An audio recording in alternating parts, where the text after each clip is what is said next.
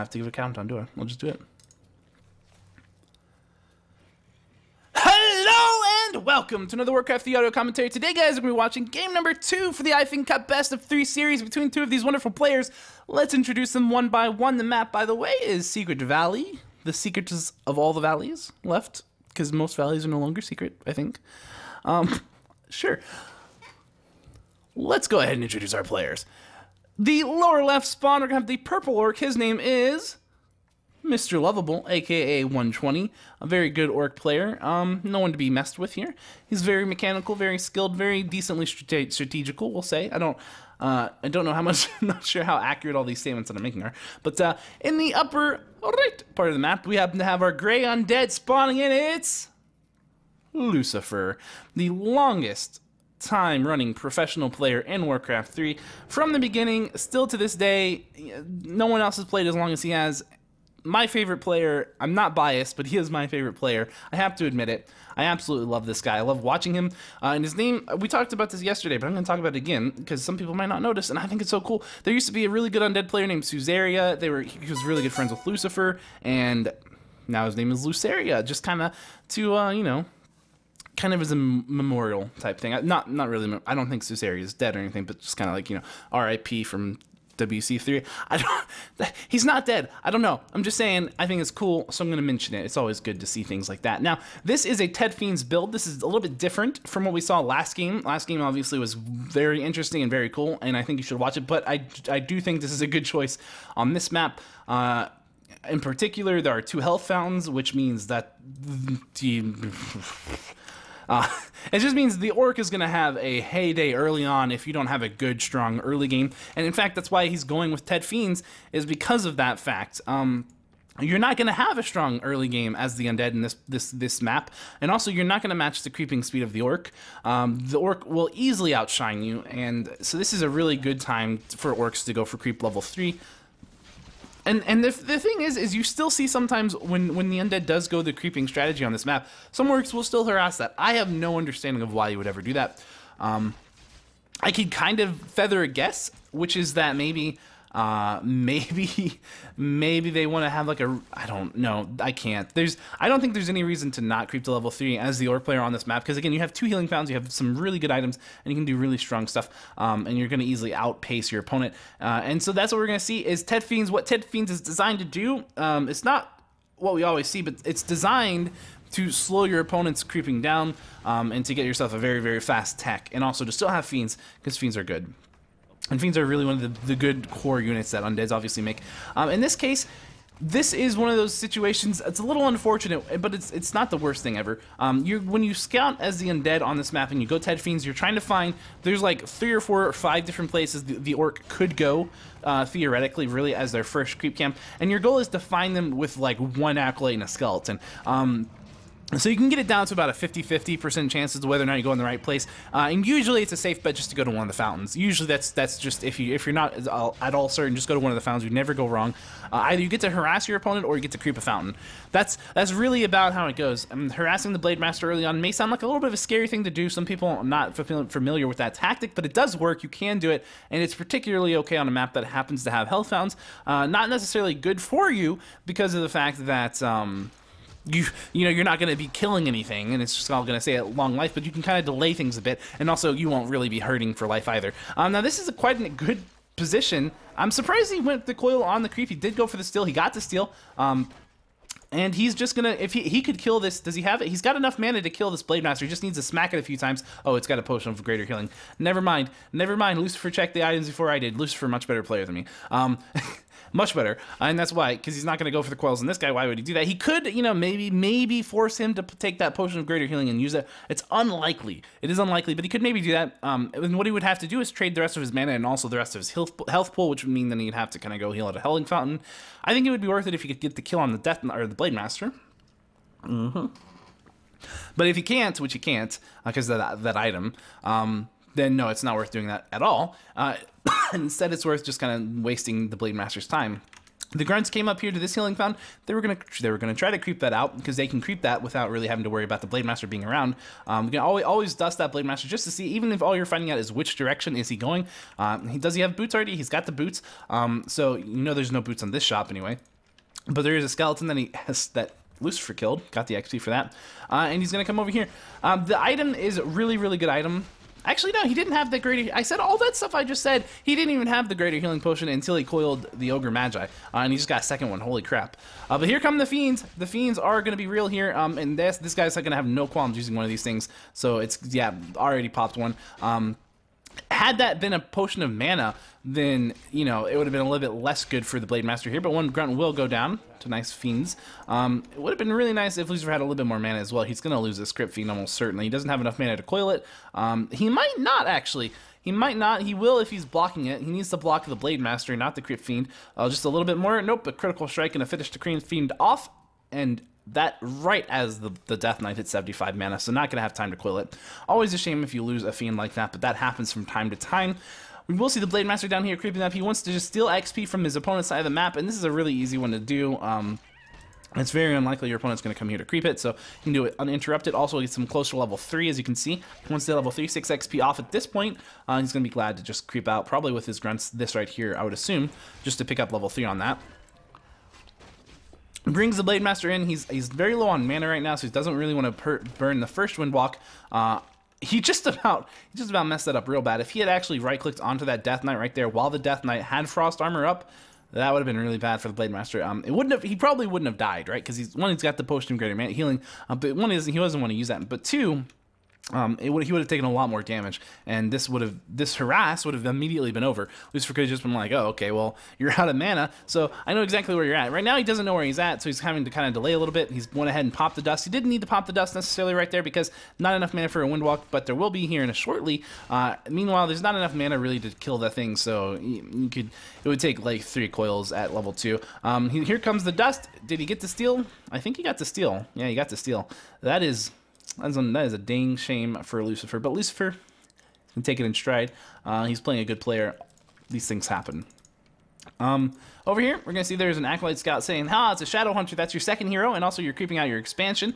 This is key information to know. Even if your opponent's not immediately interested in taking an expansion on this map, it's always good to know that because orcs are very good at just, sending a peon over there and putting up an expansion while you're stuck on your side of the map. This can happen to anyone. I don't know if he's scouted yet that there's a tech. We can kind of look from his vision to see if he has. He's not even... No, he's definitely not. Since he doesn't know there's a tech coming yet, he's going to have to kind of probably send a skeleton over here at some point or down here just to find out, is there a tech?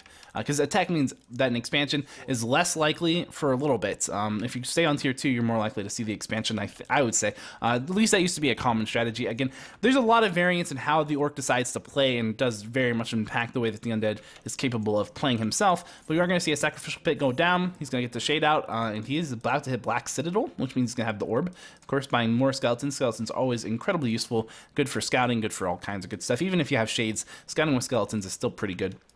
Is he going to creep the green here? He's going to creep the green, probably just because he wants level 3 on that Death Knight, and this will give it to him. He's needing to get as much XP as possible to get that Lich till at least level 2, but he does also want to hit that level 3 pretty badly as well. Level 4 on the on the Death Knight is not a bad idea for many reasons as well. You can either go Unholy Warrior level 2, make your whole army move faster, and have a little bit more regeneration, or you can go Death Pact, which is something that I think is somewhat common on this map for particular reasons, because the Blade Master can get kind of out of control, but he's not really gotten out of control. You can get +6 of attack, claws of attack from this one, and +6 claws of attack from this one, and then this camp right here as well as this camp can drop +9 claws of attack. So the Blade Master can get really, really strong, and what are we going to see? It's going to be a nice Ancient Django of Endurance. Which is level 1 endurance, or always a really good thing. Keeping the shade with him for now because he does not want to get creep jacked. He wants the experience very badly, which is good. It's good to do. And we're gonna see some statues chilling out in the back here. Tier 3 Destroyer form just about done. Keep on creeping. He kind of just item crept this and then said, you know what, it's not... I don't know if he... I'm going to assume, because if you're right here as the undead, you can just about see right here, and that's where the orc was. So I'm going to assume he saw the orc and just backed off, because there's no real reason to not go ahead and finish creeping that if he can. Is he going to move straight down here? He's got to pick up the Pit Lord. Now, the picking up the Pit Lord is classic way to deal with orcs who kind of go for the fast expand. We're going to see this potentially having some issues. The Blade Master goes down. Goodbye and GG. Well, it's not GG, but he didn't even know he was revealed, because you just saw Lucifer did not attack him, so he had no reason to think or suspect that he was revealed. The Shade just doing his job, and by the time that Nova hit and the coil was already in the air, there was almost no reaction time that he could have really taken there. And he just went down. And that's going to open up a really nice attack timing for Lucifer here onto this building. He's going to probably want to cancel that Watchtower first. He's got Destroyer form.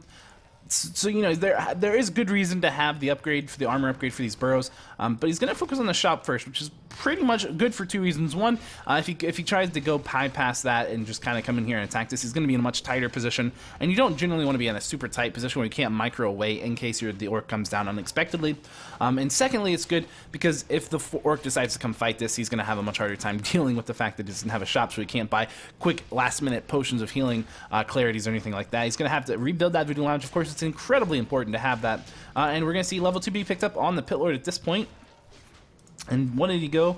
I'm going to assume he went Cleave here, but we'll see. Whenever he attacks, it gets like a kind of a green splashy thing if he has Cleave. I don't think it works versus buildings, so you probably won't see it there. I don't know. We'll see when he attacks these. But he could have gone for the good old Rain of Fire, which is nice as well. But it looks like we're gonna have a fight in the back coming up here. Destroyer kind of been netted. The Howl of Terror comes out. Howl of Terror is the reason that you go Pit Lord versus Orc. Absolutely the reason. And it doesn't hurt that it's undead, so you can coil it. These are all good things. And really, we see this. Yeah, so he's definitely gone Cleave. You can see that lovely green effect on the weapon swing. Looks really cool.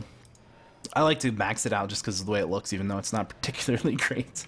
It's okay. Anyway, so we see a Coda Beast has gone down. Coda Beast is, again, one of the reasons, there's two reasons that you want to kill a Coda Beast. Obviously, one, because it makes microing a little bit of a pain, because you don't want to lose in your units, so you try to micro them away from the chomps. Can't micro ensnared units, so, and two, and the more important reason is the fact that it gives everything around it a nice big boost to damage. It's Command Aura, and I think it's like 10% damage increase or something. It's really good for the Blade Master. It's obviously really good for the rest of the units. And the Blade Master did not pick up any kind of super damage items, but he does have this, which is a very nice damage and tank item, which all around is good. 4 agility, 4 strength. The 4 strength gives him 100 life, as you can see there. And the 4 agility gives him 4 points of damage and 1.333 armor and a bit of attack speed. So it's really nice all around to have that. One of the better items you can get, in my opinion, is those dual stat +4 items. Really, really strong items. Stats are just really good. I think it's easy to undervalue how good stats are. Just in general, and that's, I mean, but obviously Orc players know that's basically 2 circlets in 1 slot. I mean, it's really good. We know how good circlets are, so, you know, stats are, and he doesn't get the intelligence, but he doesn't really need the intelligence. Anyway, so this is going to be a bit of a combat fight situation going on. The Orc's in a fairly awful spot. He's got 2 units already ensnared. He doesn't have his Coda Beast out right. Oh, it does have the Coda Beast out. He's got enough of these units kind of down here at the bottom. They're all clumped up. The Howl of Terror did still hit the Blade Master. However, we have that statue in the back. It's going to have a Frost Armor. Immediately gets dispelled, unfortunately for it. Nice coil to save on the Blade Master, or the Fiend right there. We're going to see the Blade Master in the back still towing for the statues. TP out for Lucifer, and I don't really know who won that fight in terms of the amount of units killed and stuff, but I think we saw the Undead lose a statue and a TP, whereas the Orc lost, I think I want to say 2 Raiders, and maybe that's it, I don't know. If that's the case, then, you know, the Orc probably came out ahead a little bit, but nonetheless, Lucifer did TP, and he's going Banshees, and they're not Master. That is interesting, and it fits in with the Pit Lord strategy. I don't think we have any Spirit Link. We don't have a Spirit Lodge. If there's no Spirit Lodge, then there's no Dispel. If there's no Dispel, then that means Howl of Terror is not going to be dispelled. It means your entire army is doing like 40% less damage. And then you're going to add on these wonderful curses, and you're just going to spam curse, and they're Adept Banshee, so they're just going to curse everything.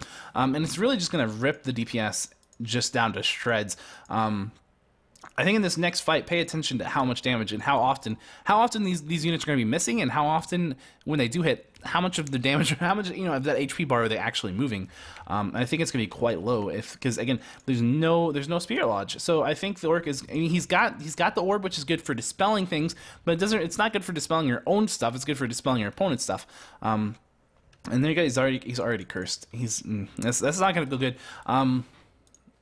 And this is not a easy army to deal with either. As 850 HP, this guy is a tank. The Pit Lord, he is absolutely a tank. 3 armor, 850 life at level 3. Compare that to 575, 3 on the Lich. And the Death Knight, obviously, also a tank at 875 and 4 armor. The reason that the Death Knight doesn't really feel like a tank is because he's so important, and you can't heal him, but you can Death Coil the Pit Lord. At level 3, Death Coil heals for 400 life. That's just about half of the Pit Lord's life, so I mean, that's a big deal. And this Blade Master taking a lot of damage early on, that Shade just being worth its weight so much. Well, its weight. I don't know if a Shade weighs anything, but it's so good. We do see these Troll Headhunters coming out. Now, this Orc is a DPS-based army. It's an army that's designed to just kill things very quickly. It's the Blitzkrieg strategy. It works. Surprisingly, he doesn't have the Tauren Chieftain in here, but oftentimes you'll see that added as a third hero for this. And it's just countered so hard because look at this. Just look at this. Look at the Undead army. Look at that Fiend. How many units are attacking that Fiend? How much damage is actually happening to it? It's got Frost Armor. Everything else is Haltered. It's all cursed. How much damage is really going off on this Undead army? And it's so little. And the Orc army just gets picked apart right here. This was over going into the fight, I think, because without Spirit Link, your army's not very tanky. Spirit Link's definitely what gives Orc armies their tankiness. Spirit Link and Healing Wave, together they work really well. But if you don't have that, and you don't have Dispel, then you can't get rid of all these super crippling. I mean, this is a crippling ability. Look at this Blade Master. He's doing so little damage to this Destroyer right here. You can see him. He's hitting this one. He's doing so little damage. He's missing. I mean, just completely dominated in this fight because he does not have Dispel. He has no way of dealing with all of these things. And then on top of all of that, they're doing reduced damage per hit. They're missing a bunch of hits. They also have to deal and contend with the fact that there's Frost Armor, which is going to slow them down and make them do even less hits. You have to have Dispel versus this army. Lucifer countered that army perfectly, and GG is going to be called. That's good game.